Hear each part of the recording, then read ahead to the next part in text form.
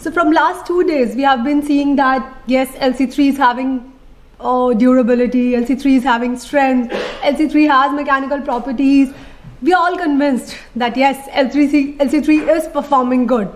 And after enlightening talk of Professor Ravindra Gattu and Ishtada, we found that yes, LC3 is promising enough in sustainability as well. But is that all?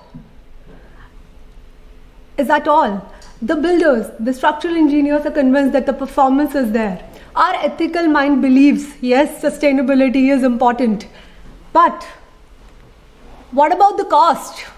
All my cement industry friends are worried about cost. Are the numbers working? Is the economics working for it?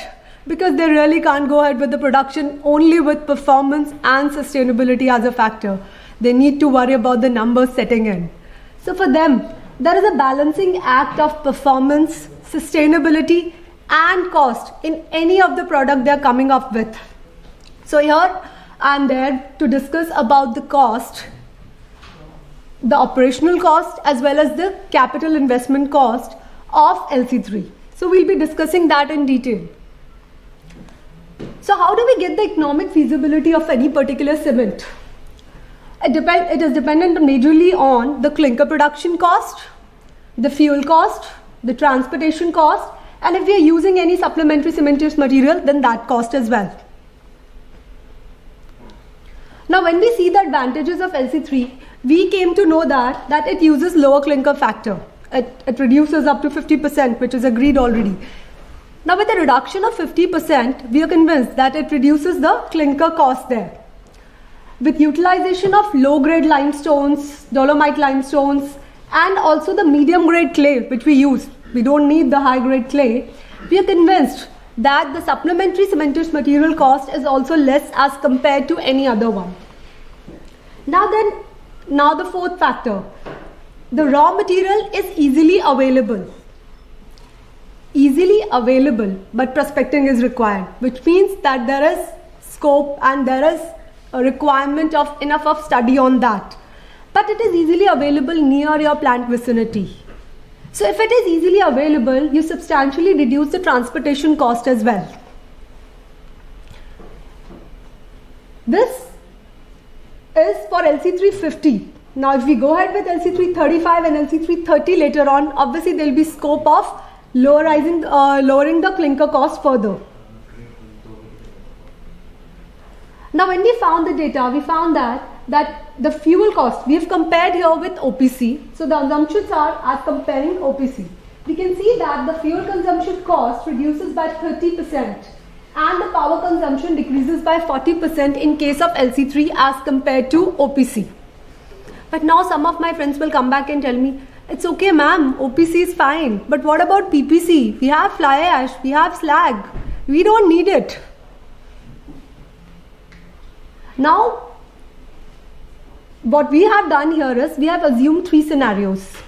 We are comparing our LC3 costs with OPC, vis-a-vis OPC and PPC as well. So what we have done is we have taken the first scenario wherein the clay transportation cost is only from 40 km. The fly ash landed cost is 800 per ton. Just for the assumptions, we got the data from the cement industry people, and based on those assumptions, we have made those calculations. So there are three scenarios. We'll be discussing one by one each of the scenarios. The first scenario, when we made the assumption that the clay transportation was within the plant, the 40 km radius of the plant, and the fly ash landed cost was rupees 800 per ton for them. So we found that in comparison to OPC, there is a reduction in PPC price of around 18%. But when we go ahead with LC350, we find there is a reduction of 22% in the cost. And if we are able to go till clinker 30, which is LC330, the cost reduces up to 35%. So that's a huge number. But you will say, it's okay, but what about if the clay is being transported from a far off place, if I'm not finding the clay? So for that, the first thing is you must you must need to approach our geologists or any other geologist who can actually find the clay. For us, it is Dr. Rashmi who has actually been able to find clays as close as 8 kilometers from plants. So it was pretty close when the cement companies were convinced that they do not have clays. The next comparison is of clay transportation, again from 40 kilometers. Fly ash landed cost is rupees 1200 per ton. In this particular scenario, we find that the PPC reduction, the cost reduction in PPC is only 15%, wherein staying other thing constant, LC350 and LC3 has 22% and 35% reduction in the cost. That's a futuristic scenario. We're believing that the fly ash cost will be increasing, obviously.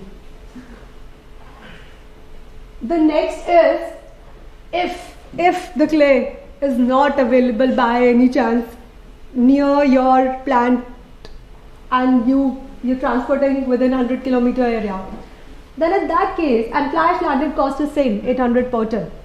Then also, even in that's our worst possible scenario. Even in that case, the PPC has a reduction of only 18% in the cost as compared to OPC. But LC350 has a 19% reduction and LC330 further reduces 32%. So even if there is an increase in the transportation cost for clay, you will still have your numbers working. So the operational cost, the OPEX is working in LC350 and LC330, both the cases, as compared to OPC as well as compared to PPC as well. Now that was what we talk about OPC. What about CapEx? There are two options available to us. One option is a brownfield plant and another is a greenfield plant. Now in case of a brownfield plant, which is an existing integrated cement plant, which are those who are willing to replace some of its OPC production with LC3. So what they are doing is that here is they are retrofitting an existing kiln, plus there is a new clay preparation line, plus new cooler for 300 lakh tons per year of calcined clay on EPC basis. The capex is around 800 million euros. 8 million euros. In case we are going ahead with a greenfield plant, that is, we don't want to retrofit. We just want a new plant for ourselves. So if we are going with that, a new calcined clay line, grinding line, plus silos, plus bagging systems for 1 lakh ton year of calcined clay on EP basis, then it is approx 6.9 million. So the capex is approx 6.9 million. Now the third possibility can be that if we are going ahead with 2,50,000 or 3 lakh tons per year of calcined clay on EP basis, then the cost approximately is around 9 million euros. So that's the capex, and as per the calculations, the return period of total capex investment is around 2 to 4 years. So any new product, any new technology, whenever we are coming up with, there is some kind of capex involved in it. Important is the return period, that are you able to recover it well within time or not. So that's there. The source of this data is the EPIAC sources, so we have taken the data from there. Now summarizing the cost part. Sustainability of cement plant, how it works. One, because we are using lower clinker content, because we are using lower of existing resources, the sustainability of cement plant increases. With the increased capacity also, you are using the existing resources. So the time of replacement of those resources delays, and that's how the sustainability increases. Now, second is, in various applications, lowering clinker content can lead to further reductions in cost, which we saw in LC330. So you can find that if you are lowering the clinker cost further, your cost will be reducing further. Now this is something we have already seen now, that LC3 is very economical as compared to OPC and at par with almost PPC, more economical. But what if fly ash prices increases? Fly ash initially was just a waste for the thermal plants, and they were giving it at a very lower prices. But with the rise in demand of fly ash, the prices are continuously rising. So what if the fly ash prices are rising, 800 to 1200, 1200 to 1500? So the cost will be increasing there. Also,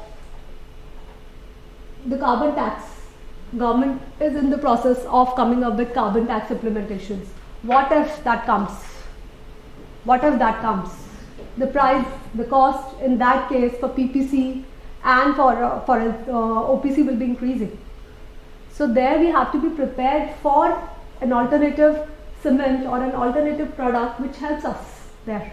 There's one more thing attached to it, is that fly ash is something which you're getting from some other plant, from thermal plants or from slag, from steel plants. So you're dependent on those companies for your raw material.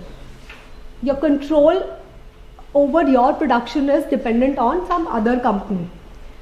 If you're using the calcine clay or the clay which is there in your own mines, you're owning the mines along with limestone and other, you have a better control over the production, over the pricing, overall the cost as well. So it affects the cost. So overall cost is also impacted by that.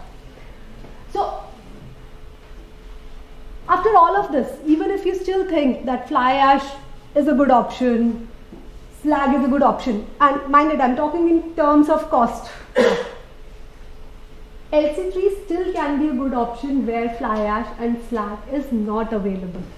There are places where you will not find the fly ash landing cost, the transportation cost of fly ash and slag is much higher. At those places, LC3 is still a better and viable option. So that's all in cost. Thank you everyone.